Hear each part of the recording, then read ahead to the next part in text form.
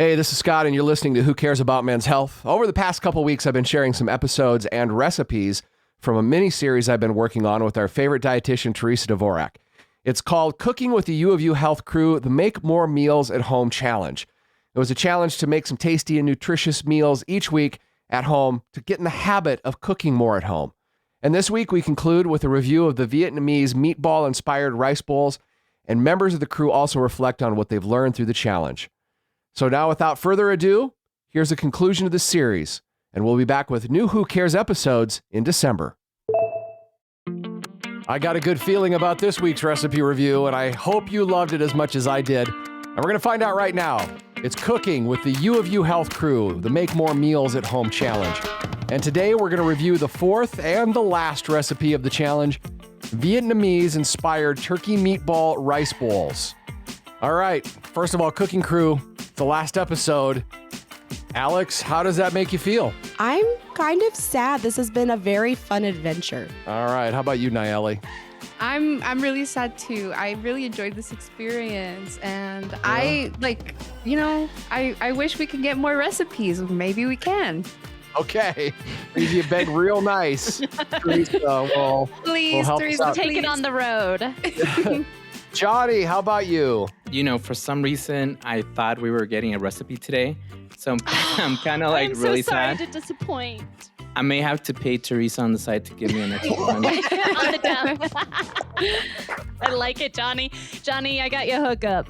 All right. Thanks. Also joining us, you've already heard her, our recipe architect, nutrition expert, Teresa Dvorak. She's a registered dietitian and the director of culinary medicine in the University of Utah College of Health's Department of Nutrition and Integrative Physiology. How are you feeling? Are you happy, sad? Where are you at on this last episode? Oh, this has been really fun. And so, yeah, kind of a mixed bag, right? I don't have to run to the microphone, but at the same time, this is what I love to do. So it's been really fun. All right. Okay, crew, how were the Vietnamese-inspired Turkey Meatball Rice Bowls? We're going to try this. We're going to rate them on a scale of 1 to 5 lip smacks. Was it lip smacking good? 1's no, 5 that's a lot of good lip smacks. Nayeli, where are you at? I'm a 6 out of 5. This was my favorite meal. Yeah. I loved it. I loved it. It was so good. If I were to describe it, I would say that it's very it's fresh. Although when I was preparing it, I did have a few struggles, but nonetheless, I feel like that always happens. I feel like that is just part of the process, you know? Definitely. And I think, Nayeli, am I correct in remembering that this was a cuisine that you either hadn't cooked before or even hadn't tried before? It was both. Fantastic. Right? So some learning curve, which is awesome. And got it done to the point where you gave it 6 out of 5. All right, Johnny, how about you on a scale of 1 to 5 lip smacks? How did yours turn out? Are we giving the number or are we actually smacking our lips for that ASMR content? Johnny can lip smack. You are actually smacking. That was 5. I counted 5. Was that right? Yeah, that was 5. Nice. So, big fan, tell us about what you loved about it. So I put it through, there's basically 2 stress tests. One, that was me, because I generally don't eat vegetables. And the second one was actually my mom, because she hates turkey. But I loved it. I had seconds, and then I had thirds. And then I took it to my mom, and she was like, this doesn't taste like turkey. Like, this is great. She had seconds as well. So on those accounts, definitely passes. I would definitely eat this again. How about you, Alex? How many lip smacks? I'm not going to smack my lips, but I really appreciated that, Johnny. You really went out there. I give it a good, a solid 4. Like, I would make this again. It was very tasty, and it's been, I think, one of my favorite meals that we've done. Yeah, what in particular did you love about it?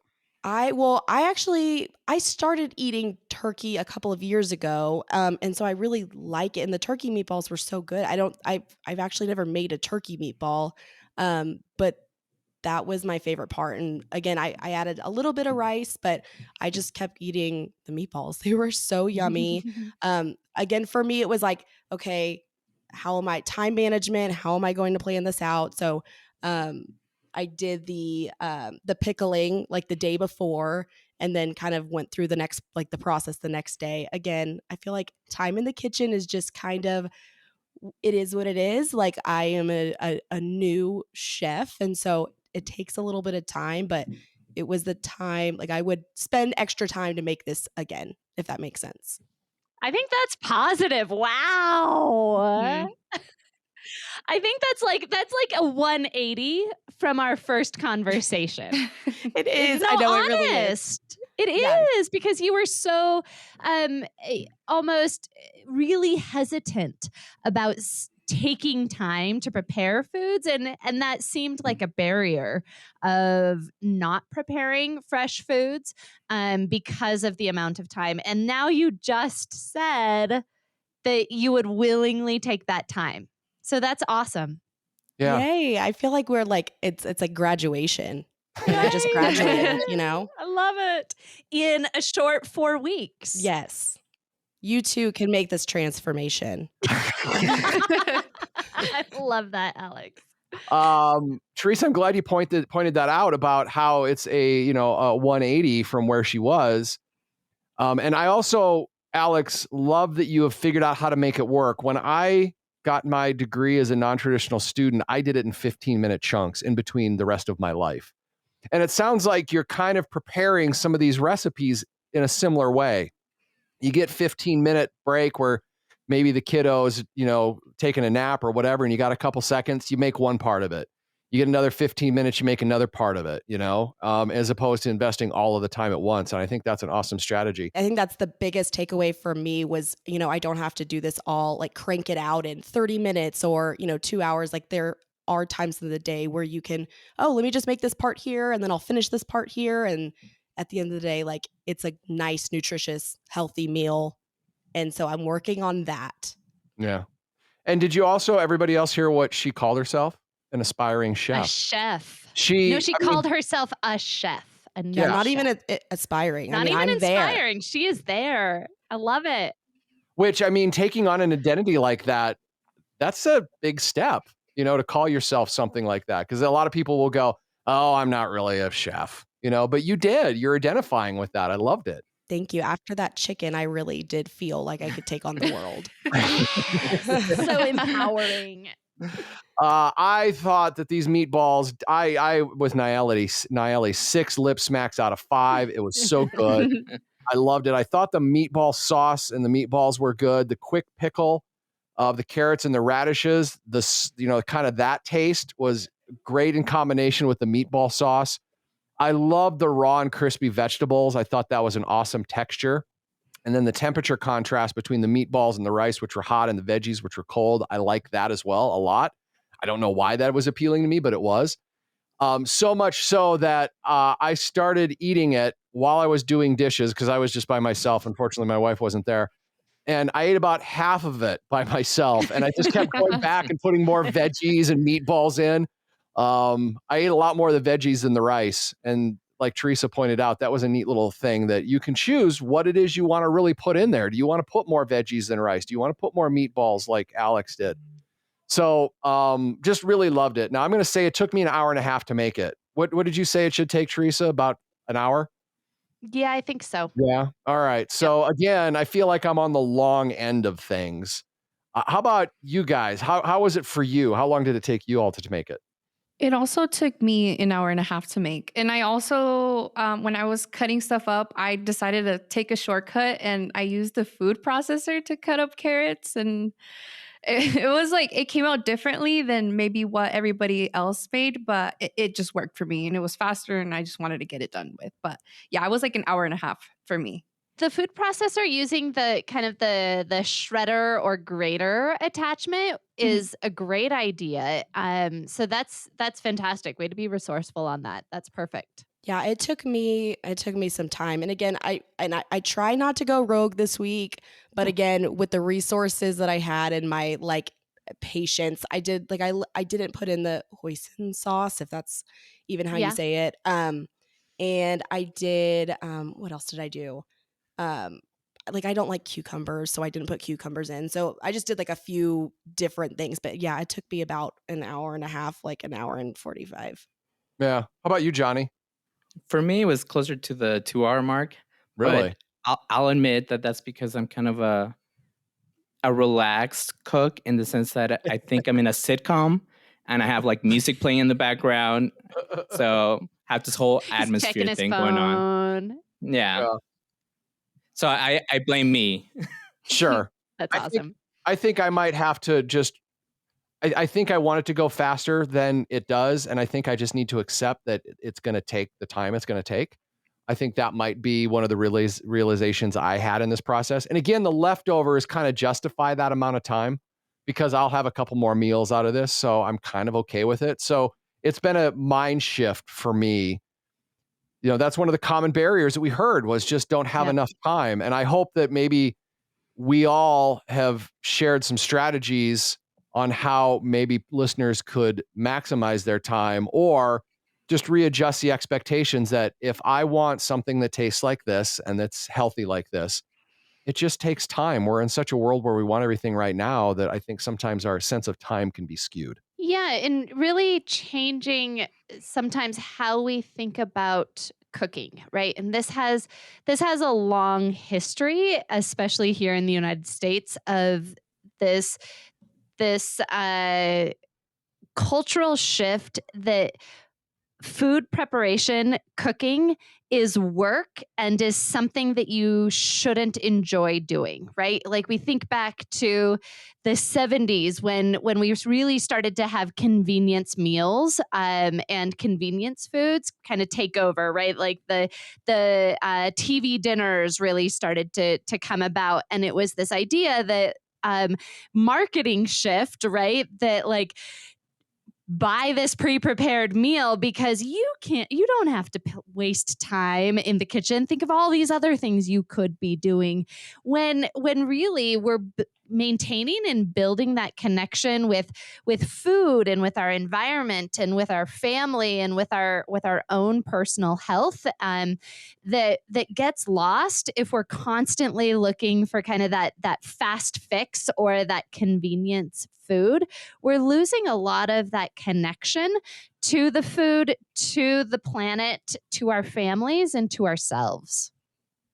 That's pretty deep, huh, guys? Do you all feel that way? Sorry, I went down. No, that's okay. I think it's wonderful. You know, in a previous cooking challenge that we did on our Who Cares About Men's Health podcast, I discovered that preparing food can be at times a Zen kind of a moment for me where you can forget about everything else. And I also discovered when I made some of those recipes, my wife was so happy and excited. And it was a great feeling to be able to do this thing for her, to make this food that she enjoyed and that she didn't have to make it. Right. Right. So like you can taste that love in it. Yes. Right. Very much so. And that self of pride and accomplishment. And I did this. If you want to make it more fun, just include a dance break while you're cooking. I like it. I like it. Or think about including others, right? So a lot of these recipes had, you know, some of that time consuming part was a lot of the chopping and the preparation. That if you had a friend or a family member that you could share some of that load with, not only is it kind of making the work faster, but it's allowing that time and space for conversation and connection and community building as well. So, you know, I think about food more and recipes of that it's not just the food. And yes, I always agree our food should be delicious.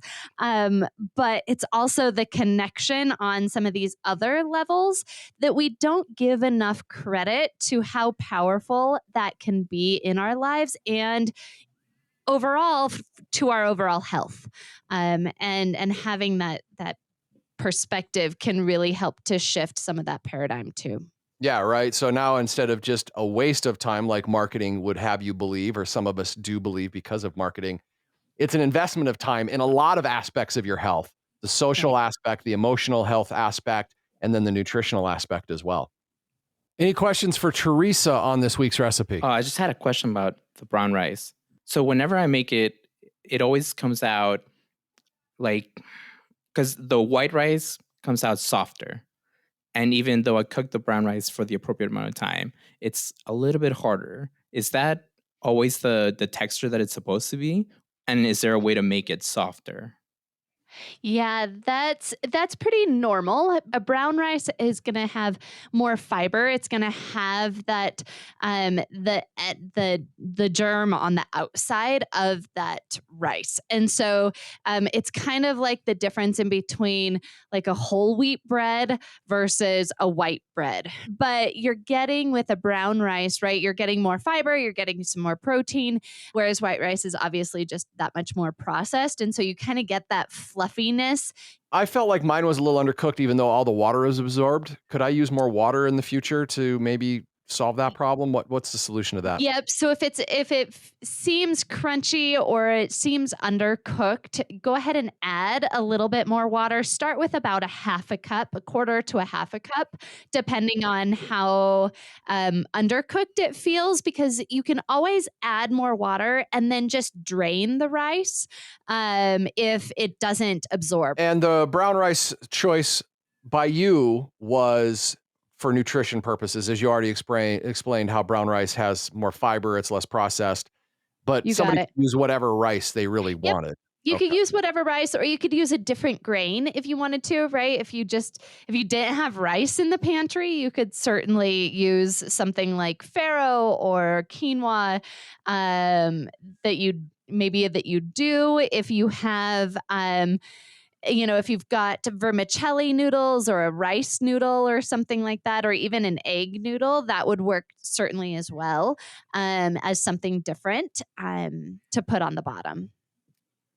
Any other thoughts on that last recipe that you would like to share with our audience before we kind of think about, as a whole, our final thoughts on the challenge? I really liked Scott's mention of making extra sauce. My family loves sauce.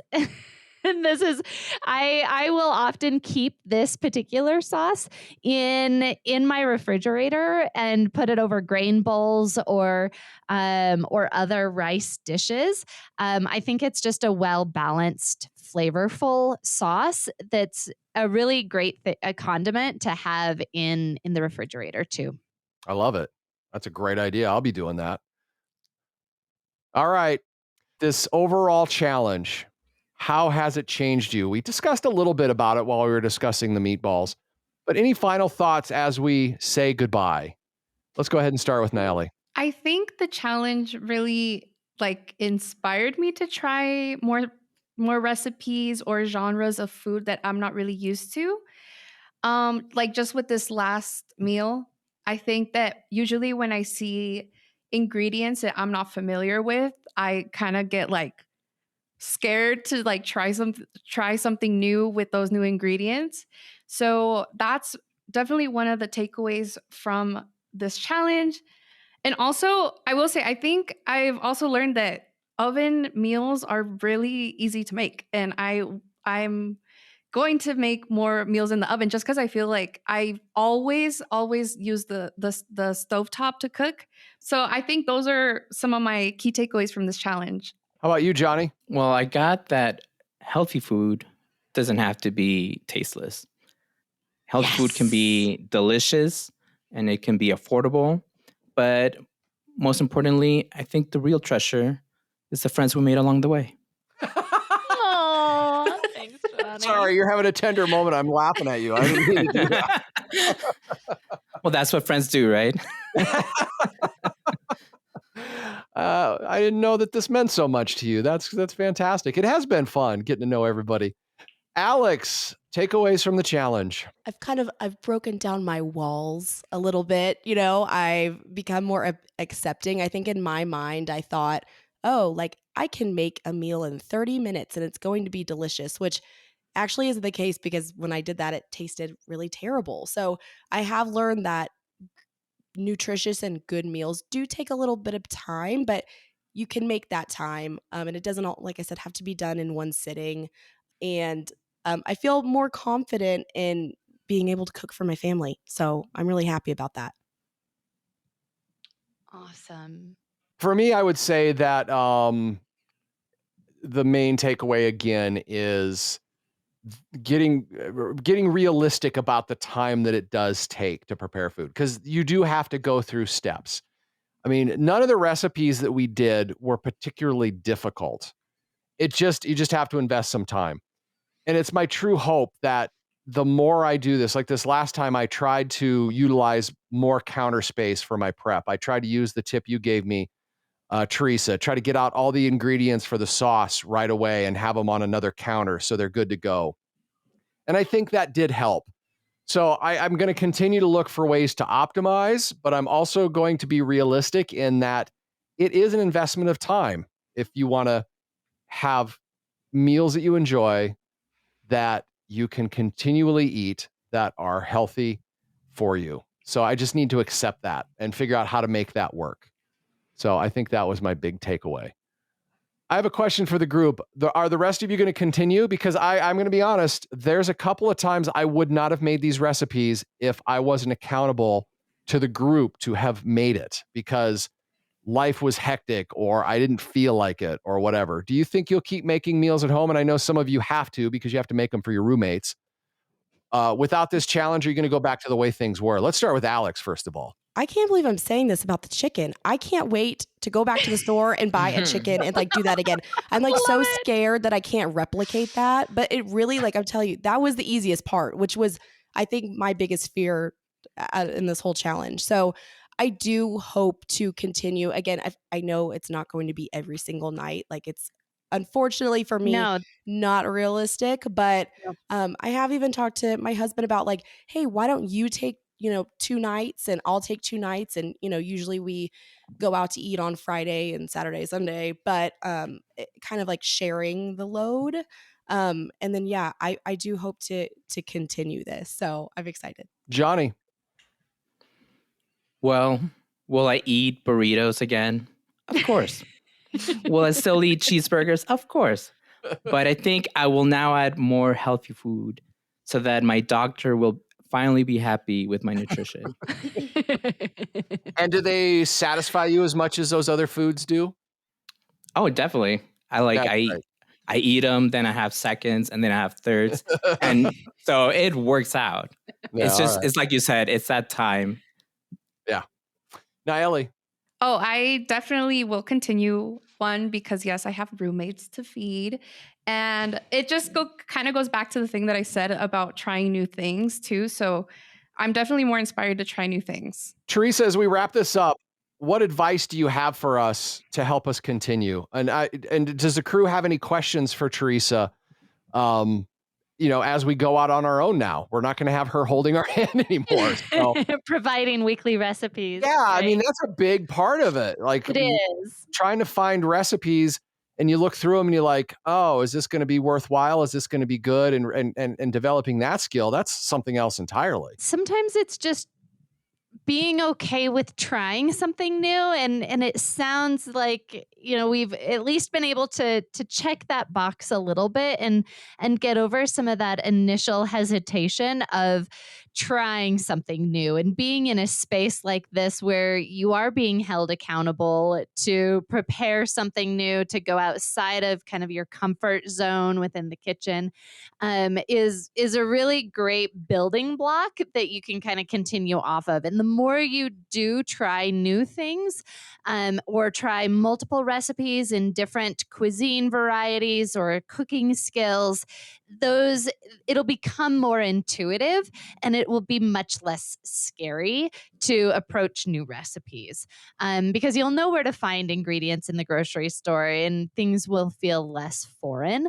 And I think another takeaway that I really you have alluded to, and I really want to hone in on, is that, some of these recipes take a longer amount of time.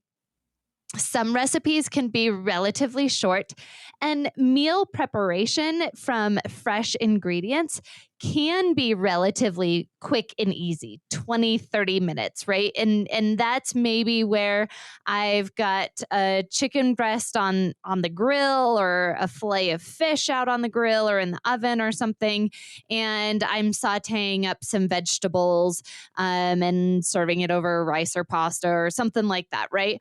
I by no means cook a complicated recipe, a brand new recipe, especially every night of the week. For me, that's not realistic. Very much like Alex mentioned, that, you think about nights of the week that maybe you have a little bit of time or you can spare that time to try a new recipe or to do a recipe that's a bit more involved, or to double up on those ingredients, make a double batch, put some in the freezer so that those nights when you literally don't have time to make dinner, you can pull something out of the freezer, pop it in the microwave, and you have dinner ready in 5 minutes, right? So thinking about some of those strategies for what nights are easier and what nights are maybe a little more challenging to cook a meal from scratch to the get-go. All right, well, it's been fun, crew, but I guess this is goodbye for now. For all Till the hard next work, time. yes, for all the hard work she put into this challenge and for all the knowledge she shared. Let's all give Teresa some love. Go ahead and give her some love right there. Thank you, Teresa. We Thank appreciate you. it. Anytime. We're all clapping for you. And if you missed a recipe or an episode, you can go back and find it. And you can find them at cooking.thescoperadio.com. That's cooking.thescoperadio.com. Thanks for joining us and taking the 4-week Make Your Own Meals challenge.